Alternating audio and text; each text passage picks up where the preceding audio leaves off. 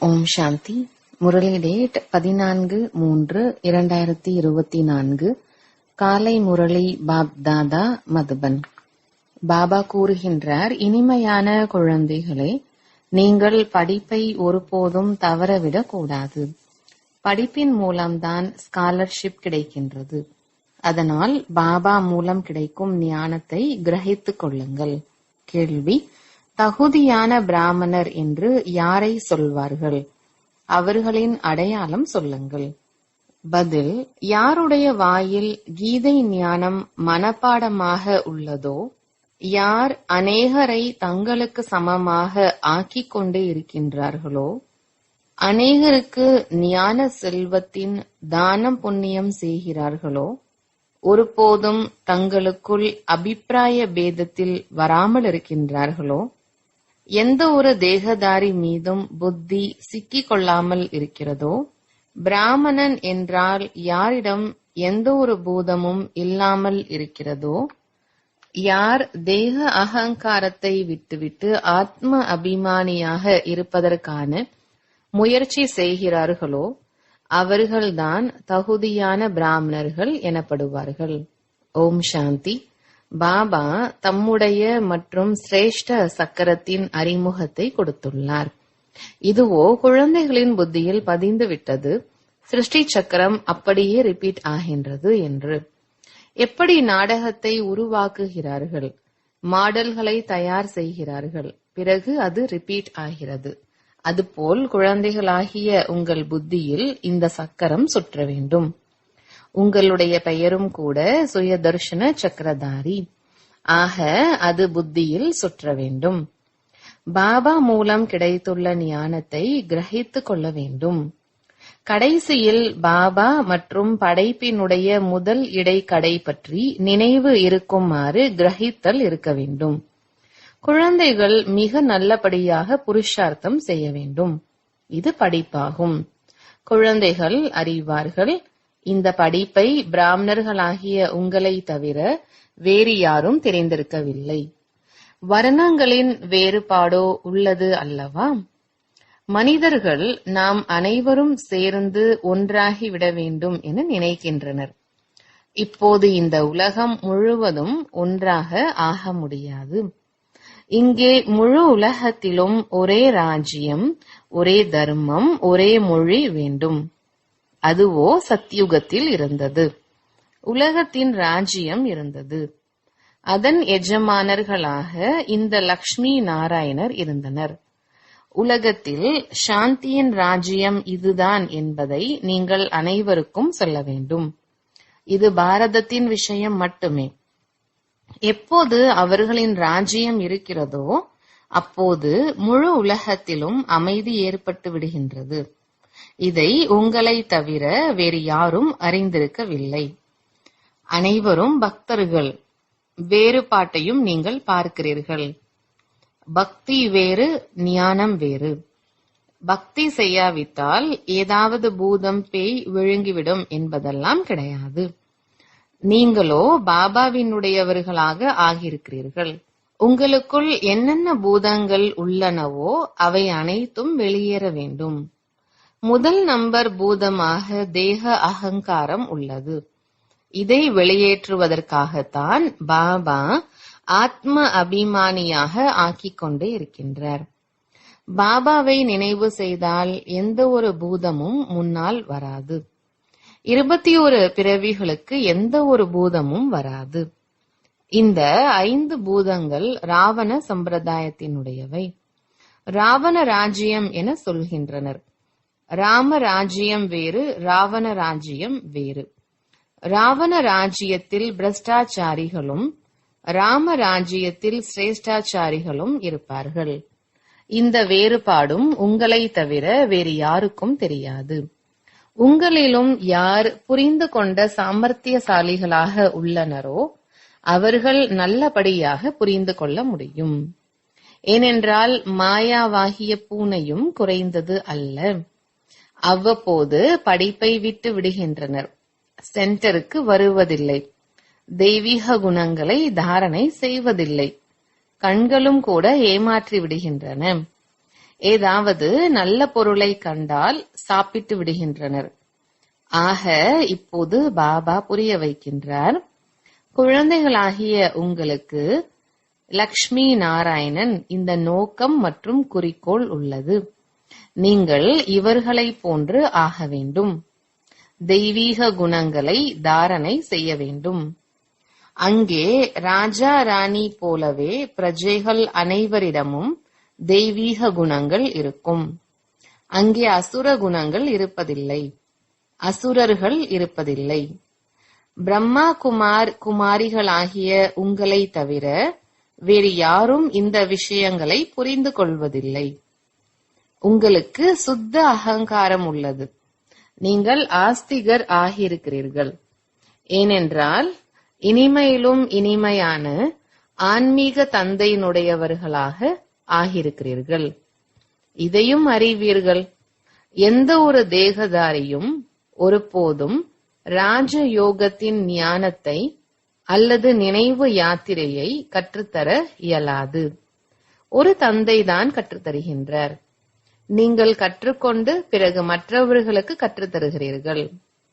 உங்களிடம் கேட்பார்கள், உங்களுக்கு இதை யார் கற்றுக் கொடுத்தார்? உங்கள் குரு யார்? ஏனென்றால் ஆசிரியரோ ஆன்மீக விஷயங்களை கற்றுத்தருவதில்லை. இதையோ குருதான் கற்பிக்கின்றார். இதை குழந்தைகள் அறிவார்கள். நமக்கு குரு கிடையாது, நமக்கு சத்குரு உள்ளார். அவர் சுப்ரீம் என சொல்லப்படுகின்றார். டிராமாவின் படி சத்குரு தாமே வந்து அறிமுகம் கொடுக்கின்றார். மேலும் அவர் என்னென்ன சொல்கிறாரோ அவை அனைத்தும் சத்தியமானவற்றையே புரிய வைக்கின்றார். மேலும் உண்மையான கண்டத்திற்கு அழைத்து செல்கின்றார். சத்தியமானவர் ஒருவர்தான். மற்ற தேகதாரி யாரையாவது நினைவு செய்வது பொய்யாகும். இங்கே நீங்கள் ஒரு தந்தையை மட்டுமே நினைவு செய்ய வேண்டும்.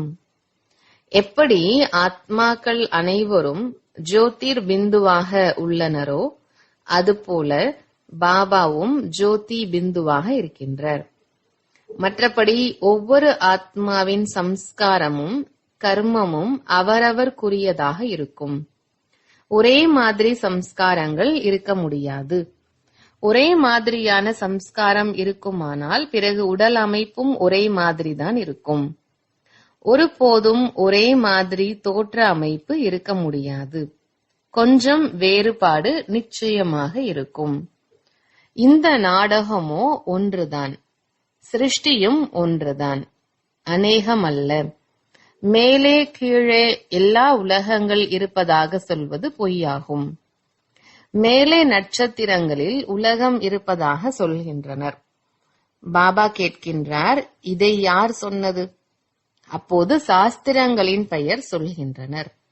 சாஸ்திரங்களோ நிச்சயமாக யாரேனும் மனிதர்கள்தாம் எழுதியிருப்பார்கள். நீங்கள் அறிவீர்கள், இதுவோ உருவாக்கப்பட்ட ஒரு விளையாட்டு.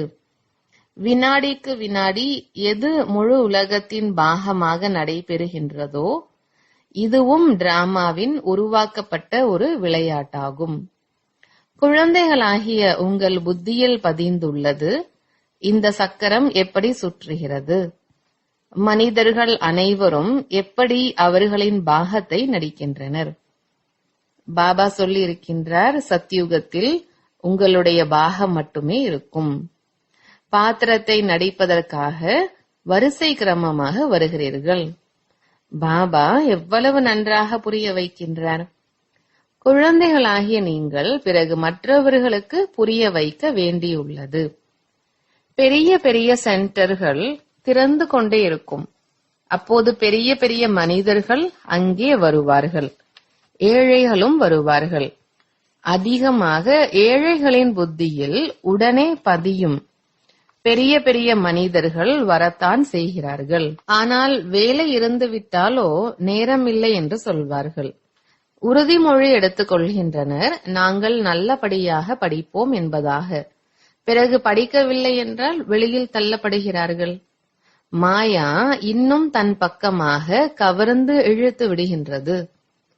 அநேக குழந்தைகள் படிப்பதை நிறுத்தி விடுகின்றனர். படிப்பை தவற விடுவார்களானால் நிச்சயமாக ஃபெயில் ஆகி விடுவார்கள். பாடசாலையில் படிக்கும் நல்ல நல்ல குழந்தைகள் திருமணங்களுக்கு அல்லது இங்கே அங்கே செல்வதற்கு என்று விடுமுறை எடுத்துக்கொள்ள மாட்டார்கள். புத்தியில் உள்ளது நாம் நல்லபடியாக படித்து ஸ்காலர்ஷிப் பெறுவோம். அதனால் படிக்கின்றனர். படிப்பை தவற விடுவதற்கான சிந்தனை செய்ய மாட்டார்கள். அவர்களுக்கு படிப்பை தவிர வேறு எதுவும் இனிமையாக தோன்றாது. தேவையின்றி நேரம் வீணாகிவிடும் என்பதை புரிந்து கொண்டுள்ளனர். இங்கே ஒரே ஒரு ஆசிரியர்தான் படிப்பு சொல்லித் தருபவர். அதனால் ஒருபோதும் படிப்பை தவறவிடக் கூடாது. இதிலும் கூட நம்பர்வார் புருஷார்த்தத்தின் அடிப்படையில் உள்ளனர். பார்க்கின்றார், படிப்பவர்கள் நன்றாக படிக்கின்றனர் என்றால் கற்று தருபவருக்கும் மனம் ஈடுபட்டிருக்கும். ஆசிரியரின் பெயர் பிரசித்தி பெறும், கிரேட் கூடும், உயர்ந்த பதவி கிடைக்கும். இங்கேயும் கூட குழந்தைகள் எவ்வளவு படிக்கிறார்களோ அவ்வளவுக்கு உயர்ந்த பதவி பெறுவார்கள். ஒரே வகுப்பில் சிலர் படித்து உயர்ந்த பதவி பெறுகின்றார்கள், சிலர் குறைந்த பதவி பெறுகிறார்கள். அனைவருடைய வருமானமும் ஒரே மாதிரி இருக்காது. புத்தியின் ஆதாரத்தில்தான் உள்ளது. அவர்களோ மனிதர்களுக்கு கற்றுத் தருகிறார்கள். நீங்கள் அறிவீர்கள், எல்லையற்ற தந்தை நமக்கு கற்றுத் தருகிறார் எனும் போது நல்லபடியாக படிக்க வேண்டும். கவனக்குறைவு இருக்கக்கூடாது. படிப்பை விட்டுவிடக் கூடாது. ஒருவர் மற்றவருக்கு துரோகியாகவும் ஆகிவிடுகின்றனர். தலைகீழான விஷயங்களை எல்லாம் சொல்வதன் மூலம் மற்றவர்களின் வழிப்படி நடக்கக்கூடாது. ஸ்ரீமத் பற்றி யார் என்ன சொன்னாலும் சரி, உங்களுக்கோ நிச்சயம் உள்ளது. பாபா நமக்கு படிப்பு சொல்லித் தருகின்றார். பிறகு அந்த படிப்பை விட்டுவிடக் கூடாது. குழந்தைகள் நம்பர்வார் உள்ளனர். தந்தையோ முதல் நம்பர். இந்த படிப்பை விட்டு வேறு எங்கே செல்வார்கள்? வேறு எங்குமே இந்த படிப்பு கிடைக்காது. ஷிவ் பாபாவிடம் படிக்க வேண்டும். வியாபாரமும் ஷிவ் பாபாவிடம் செய்ய வேண்டும். சிலர் தலைகீழான விஷயங்களை சொல்லி மற்றவர் முகத்தை திருப்பி விடுகின்றனர். இந்த பேங்க் ஷிவ் பாபாவினுடையது. வெளியில் யாராவது சத்சங்கம் ஆரம்பிப்பதாக வைத்துக் கொள்ளுங்கள். நாம் ஷிவ் பாபாவின் பேங்கில் சேமிக்க வேண்டும் என சொல்கிறார்கள். எப்படி செய்வார்கள்? இங்கே வருகின்ற குழந்தைகள் ஷிவ் பாபாவின் உண்டியலில் போடுகின்றனர். 1 பைசா கொடுக்கிறார்கள் என்றாலும் கூட அது 100 மடங்காக ஆகி கிடைக்கின்றது. ஷிவ் பாபா சொல்கின்றார், உங்களுக்கு இதற்கு பதிலாக மாளிகைகள் கிடைக்கும். இந்த பழைய உலகம் முழுவதும் அழிந்துவிடப் போகின்றது. செல்வந்தர்கள், நல்ல நல்ல குடும்பத்தை சேர்ந்தவர்கள் எல்லாம் அநேகர் வருகின்றனர். எங்களுக்கு ஷிவ் பாபாவின் களஞ்சியத்திலிருந்து பாலனை கிடைப்பதில்லை என்று யாரும் சொல்வதில்லை. அனைவருக்கும் பாலனை கிடைத்துக் கொண்டிருக்கின்றது. சிலர் ஏழைகளாக, சிலர் பணக்காரர்களாக உள்ளனர். பணக்காரர்களை விட ஏழைகள் நல்ல பாலனை பெறுகின்றனர். இதில் பயப்படுவதற்கான விஷயம் கிடையாது. நாம் பாபா உடையவர்களாக ஆக வேண்டும் என அநேகர் விரும்புகின்றனர். ஆனால் அதற்கான தகுதி உள்ளவர்களாகவும் இருக்க வேண்டும். ஆரோக்கியமும் வேண்டும், ஞானமும் கொடுக்கக்கூடியவர்களாக இருக்க வேண்டும். அரசாங்கமும் அதிகம் சோதித்துக் கொண்டிருக்கிறது. இங்கேயும் அனைத்தும் பார்க்கப்படுகின்றது. சேவை செய்ய முடியும், நம்பர்வாரோ இருக்கவே செய்கின்றனர். அனைவரும் அவரவர் புருஷார்த்தத்தை செய்து கொண்டிருக்கின்றனர். சிலர் நன்றாக புருஷார்த்தம் செய்து செய்து பிறகு வராமல் போய்விடுகின்றனர். காரணத்தோடோ அல்லாமலோ வருவதை நிறுத்தி விடுகின்றனர். பிறகு ஆரோக்கியமும் அப்படி ஆகிவிடுகின்றது. சதா ஆரோக்கியமானவராக ஆக்குவதற்காக இவை அனைத்தும் கற்பிக்கப்படுகின்றது. யாருக்கு ஆர்வம் உள்ளதோ நினைவினால்தான் நம்முடைய பாவங்கள் நீங்கும் என்பதை யார் உணர்ந்திருக்கின்றார்களோ அவர்கள் நல்லபடியாக புருஷார்த்தம் செய்வார்கள். சிலரோ வீணாக நேரத்தை போக்கிக் கொண்டிருக்கின்றனர். தங்களை தாங்களே சோதித்து பார்க்க வேண்டும். பாபா புரிய வைக்கின்றார், கவனக்குறைவாக இருந்தால் அது தெரிந்துவிடும். இவர்கள் யாருக்கும் கற்பிக்க முடியாது என்று. பாபா சொல்கின்றார், 7 நாட்களில் நீங்கள் தகுதியுள்ள பிராமணர் பிராமணி ஆகிவிட வேண்டும். வெறுமனே பெயர் அளவில் பிராமணர் பிராமணி வேண்டாம். பிராமணன் பிராமணி என்றால் அவர்களின் வாயில் கீதை ஞானம் மனப்பாடமாக இருக்க வேண்டும். பிராமணர்களிலும் நம்பர்வாரோ இருக்கவே செய்கின்றனர். இங்கேயும் கூட அதுபோல் உள்ளனர். படிப்பின் மீது கவனம் இல்லை என்றால் போய் என்னவாக ஆவார்கள்? ஒவ்வொருவரும் அவர்களாகவே புருஷார்த்தம் செய்ய வேண்டும். சேவையின் நிரூபணத்தை காட்ட வேண்டும். அப்போதுதான் இவர்கள் இப்படிப்பட்ட பதவி பெறுவார்கள் என்று புரிந்து கொள்ள முடியும். பிறகு அது கல்பம் கல்பாந்திரத்திற்கும் அதுபோல் ஆகிவிடும். படிக்கவும் படிப்பிக்கவும் செய்யவில்லை என்றால் உள்ளுக்குள் புரிந்து கொள்ள வேண்டும், நான் முழுமையாக படிக்கவில்லை, அதனால் மற்றவர்களுக்கு படிப்பிக்க முடியவில்லை என்று. பாபா கேட்கின்றார், படிப்பை சொல்லிக் கொடுப்பதற்கு தகுதி உள்ளவராக ஏன் நீங்கள் ஆவதில்லை? எதுவரை பிராமணியை அனுப்பி கொண்டிருப்பார்கள்? உங்களுக்கு சமமாக மற்றவர்களை ஆக்கவில்லை. எங்கே நன்றாக படிக்கின்றனரோ அவர்களுக்கு உதவி செய்ய வேண்டும். அநேகருக்கு அவர்களுக்குள் அபிப்பிராய பேதம் இருக்கிறது. சிலர் பிறகு ஒருவர் மற்றவர் மீது கவர்ச்சியாகி படிப்பை விட்டு விடுகின்றனர். யார் செய்கிறார்களோ அவர்கள் அடைவார்கள். ஒருவர் மற்றவரின் விஷயங்களில் வந்து நீங்கள் ஏன் படிப்பை விட்டு விடுகிறீர்கள்? இதுவும் டிராமா, அதிர்ஷ்டத்தில் இல்லை. நாளுக்கு நாள் படிப்பு வேகமாகிக் கொண்டே போகிறது. சென்டர்களை திறந்து கொண்டே செல்கின்றனர். இது சிவபாபாவின் செலவில்லை, எல்லாமே குழந்தைகளுடையது. இந்த தானம் அனைத்தையும் விட நல்லது. அந்த தானத்தினால் அல்பகால சுகம் கிடைக்கிறது. இதனால் 21 பிறவிகளுக்கான பலன் கிடைக்கின்றது. நீங்கள் அறிவீர்கள், நாம் இங்கே வருவது நரனிலிருந்து நாராயணன் ஆவதற்காக. ஆகவே யார் நல்லபடியாக படிக்கிறார்களோ அவர்களை பின்பற்றுங்கள். எவ்வளவு ரெகுலராக படிக்க வேண்டும்? அடிக்கடி தேக அபிமானத்தில் வந்து அநேகர் சண்டையிட்டுக் கொள்கின்றனர். தங்களுடைய அதிர்ஷ்டத்தை கெடுத்துக் கொள்கின்றனர். பெரும்பான்மை அதிர்ஷ்டம் மாதாக்களுடையது. பெயரும் கூட மாதர்களுடையதுதான் புகழ் பெறுகின்றது. டிராமாவில் மாதர்களின் உயர்வும் கூட விதிக்கப்பட்டுள்ளது. ஆக பாபா இனிமையிலும் இனிமையான குழந்தைகளுக்கு சொல்கின்றார், தன்னை ஆத்மா என உணர்ந்து என்னை மட்டுமே நினைவு செய்யுங்கள். ஆத்ம அபிமானி ஆகி இருங்கள். ஷரீரமே இல்லை என்றால் மற்றவர் சொல்வதை எப்படி கேட்பார்கள்? இதை பக்காவாக பயிற்சி செய்யுங்கள். நான் ஆத்மா, இப்போது நான் திரும்பி செல்ல வேண்டும். பாபா சொல்கின்றார், இவை அனைத்தையும் தியாகம் செய்யுங்கள். பாபாவை நினைவு செய்யுங்கள். இதன் மீதுதான் எல்லா ஆதாரமும் உள்ளது. பாபா சொல்கின்றார், தொழில் முதலியவற்றை செய்து கொண்டே இருங்கள். 8 மணி நேரம் வேலை, 8 மணி நேரம் ஓய்வு, மீதி 8 மணி நேரம் இந்த ஈஸ்வரிய அரசாங்கத்தின் சேவை செய்யுங்கள். இதுவும் நீங்கள் செய்வது எனக்காக அல்ல, முழு உலகிற்கும் சேவை செய்கிறீர்கள். இதற்காக நேரம் ஒதுக்குங்கள். முக்கியமானது நினைவு யாத்திரை. நேரத்தை வீணாக்க கூடாது. அந்த அரசாங்கத்திற்கு 8 மணி நேரம் சேவை செய்கிறீர்கள். அதனால் என்ன கிடைக்கிறது? 1000 அல்லது 5000. இந்த அரசாங்கத்தின் சேவை செய்வதன் மூலம் நீங்கள் பல கோடிக்கு அதிபதி ஆகிறீர்கள். ஆக எவ்வளவு மனதார சேவை செய்ய வேண்டும்?